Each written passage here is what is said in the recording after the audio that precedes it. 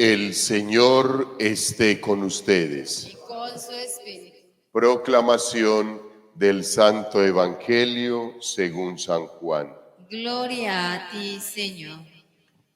Por la señal de la Santa Cruz de nuestros enemigos, líbranos, Señor Dios nuestro, en el nombre del Padre, del Hijo y del Espíritu Santo. Amén. Amén.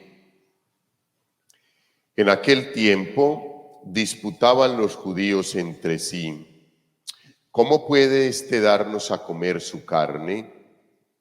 Entonces Jesús les dijo: en verdad les digo, si no comen la carne del Hijo del Hombre y no beben su sangre, no tienen vida en ustedes. El que come mi carne y bebe mi sangre tiene vida eterna, y yo lo resucitaré en el último día.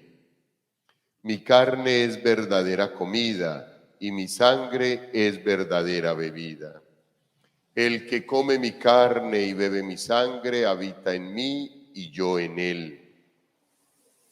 Como el Padre me ha enviado y yo vivo por el Padre, así, del mismo modo, el que me come vivirá por mí. Este es el pan que ha bajado del cielo, no como el de sus padres, que lo comieron y murieron. El que come este pan vivirá para siempre. Esto lo dijo Jesús en la sinagoga, cuando enseñaba en Cafarnaúm. Palabra del Señor. Gloria a ti, Señor Jesús. Bueno, queridos hermanos, el libro de los Hechos de los Apóstoles hoy nos narra el proceso de conversión de Pablo. Ya en algunos apartes del texto bíblico de los Hechos de los Apóstoles se nos ha ido mostrando por ahí algunas cositas de Pablo, y siempre que dicen o hacen alusión a la persecución que vivían los integrantes que se iban sumando al camino, así era que conocían a la iglesia naciente, el camino, el nuevo camino. Siempre estaba Pablo ahí como a la vanguardia, persiguiendo y tratando de destruir todo lo que tenía que ver con el nuevo camino que se iba formando. Obviamente, queridos hermanos, Pablo es un hombre muy bien formado, es un hombre que estudió profundamente, incluso los textos bíblicos dicen que fue alumno de Gamaliel, un excelente judío, queridos hermanos. Y Pablo, como buen judío, conoce la ley, ha estudiado y sabe que quien se aparte de la fe judía es reo de muerte. Y él siente que los del nuevo camino, los del camino de Cristo, pues se han apartado de la ley, y por eso quiere hacerlos encadenar a todos y hacerlos meter a la cárcel. Y por eso consigue cartas de los líderes políticos para ir hasta Damasco y poder traer desde allí a quienes pertenezcan al nuevo camino. Y arranca y se va por el camino. El texto bíblico nos dice que una luz lo envolvió, pero siempre nos han dicho que el Señor lo tumbó del caballo. En ninguna parte dice que lo haya tumbado el caballo, simplemente que los artistas del Renacimiento pudieron haber hecho como una deducción, y es que de Jerusalén a Damasco, que quedaba cerca, pues siempre había que caminar, y muy probablemente Pablo, como era influyente dentro de la sociedad, pues tenía que ir en caballo. Y por eso, como el texto bíblico dice, lo tumbó, Pablo se va al piso, no sabemos desde dónde, entonces los artistas lo pintan cayéndose del caballo. Pero de donde sea, no hay problema. Lo importante es que la luz le quema los ojos a Pablo y lo deja ciego. Hijos, es lo que yo les he dicho a ustedes. Cuando nos encontremos con la luz, vamos a sentir el quemón de esta vida por la humanidad que haya, por el pecado que haya, por lo que haya que purificar. Y pues el deseo es permanecer ahí ante el Señor en ese quemón y aguantando lo que más podamos para no ir a comenzar a retroceder, que ahí es donde está el peligro, que vamos de pronto retrocediendo, sacándole el cuerpo a la luz que me purifica, vaya a caer al fuego eterno.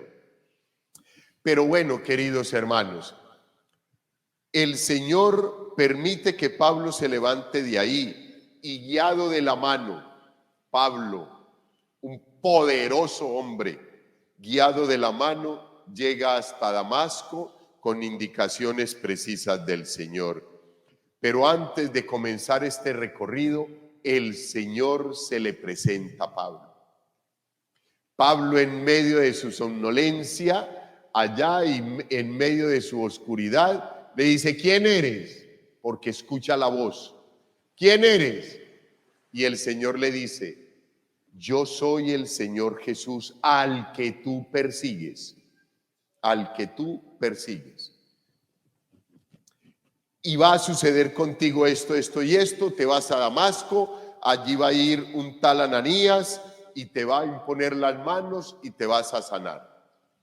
Y es muy bonito, queridos hermanos, porque Pablo, que era así vertical, rígido, aplicador de la norma, como algunos que va uno conociendo a lo largo del camino y son norma y disciplina, que no está malo, pero que siempre, queridos hermanos, la norma y la disciplina en la iglesia nos pide al finalizar el derecho canónico, pero adicional a esto, que se luche, que se vele y que se tenga en cuenta la salvación de las almas. O sea, que si el aplicar la norma y el aplicar la disciplina va a hacer que se genere la pérdida de las almas, pues que no se tenga en cuenta. Hijos, y Pablo, este hombre poderoso, ayudado por sus compañeros, que no escucharon la voz, pero que sí lo vieron cuando se va al piso, va hasta Damasco y allí el Señor hace la obra en Pablo. Queridos hermanos, ayer veíamos cómo el Espíritu del Señor, el ángel del Señor, le decía a Felipe: levántate y vete al camino que va por el desierto. Y Felipe se va. Hoy vemos a un hombre que el Señor tiene que tumbar al piso, bajarle la prepotencia, el orgullo, la vanidad, tumbarle todo, verlo ahí en el piso, para él levantarlo de ahí y decirle: vaya que todo lo tengo preparado para usted. Se va y cumple Pablo perfectamente lo que le dice el Señor. Pero viene el otro personaje, Ananías. Ananías es discípulo. Ananías hace parte de la iglesia y en este caso la iglesia naciente, y el Señor quiere sanar a Pablo por medio de la iglesia. Para que Pablo ame la iglesia, el Señor necesitaba levantar ese hombre del piso, llevarlo guiado de la mano durante 3 días. Pablo no conoció al Señor Jesús, al menos no fue su discípulo directamente. pero Pablo sí es apóstol. Y ahí está una diferencia interesante. El discípulo recibe las instrucciones del maestro. El apóstol atestigua con la vida de quien ha recibido la dirección. Pablo, queridos hermanos, cumple a cabalidad lo que le dice el Señor. Y el Señor, por medio de Ananías, que a diferencia de Felipe, le pone algunas condiciones o al menos le expresa al Señor algunas preocupaciones. Cuando el Señor le dice a Ananías, vete a tal parte, allá vas a encontrar un hombre, tienes que hacer esto, esto y esto. Él le dice, Señor, pero es que ese hombre es muy peligroso. Ese hombre viene buscando a todos los cristianos, a todos los del camino, para llevárselos encadenado a Jerusalén. Y el Señor le dice, no te preocupes, tranquilo, no hay problema. A ese lo tengo reservado para mí. Le voy a mostrar cómo es que se tiene que dar fe de lo que se ha recibido. Cómo es que tiene que dar fe, cómo es que tiene que pagar el amor que le tengo. Y en efecto, desde allí sale Pablo, después de que Ananías va, le impone las manos, le devuelve la vista, lo saca del sepulcro. 3 días estuvo Pablo en ese proceso. Pablo no conoce al Señor Jesús, al menos no fue de sus discípulos, pero sí el Señor Jesús lo pone a vivir. La pasión, crucifixión, muerte, 3 días sin luz, y al tercer día le devuelve la vida, la salud visual. Y a partir de ese momento, queridos hermanos, el Señor, por medio de Ananías, por medio de la iglesia que cura a Pablo, le devuelve la vida y gana un gran apóstol, un gran hijo de Dios, para que en adelante él y Pedro sean unos pilares fuertesísimos de la iglesia.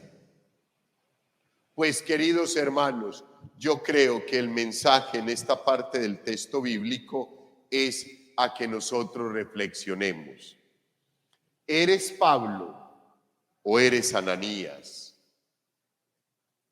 Ayer les decía, ¿eres Felipe o eres el eunuco? Hoy, ¿eres Pablo o eres Ananías? Pero no importa dónde te ubiques o tu vida, a cuál de los dos se asemeje más. Los dos le van a servir al Señor. Lo que pasa es que es por diferente camino. Si eres Ananías, es porque ya pasaste la caída al piso. Si eres Pablo, estás renuente a la dirección del Señor. Déjate guiar como Felipe, déjate moldear, que es lo que el Señor siempre quiere hacer con cada uno de nosotros. Ya llegará el momento que el Señor te regale toda la salud visual, toda la salud espiritual, para que tú te encargues de evangelizar como lo hizo Pablo. No pelees más contra la iglesia. No pelees más contra los hijos de Dios, contra tus hermanos, contra los llamados, los escogidos del Señor. Ánimo, tienes que seguir para adelante. Tienes que pagar, querido hermano, querida hermana, el precio de ser elegida, elegido y lleno de amor por Dios. Solo tenemos que hacer todos, queridos hermanos.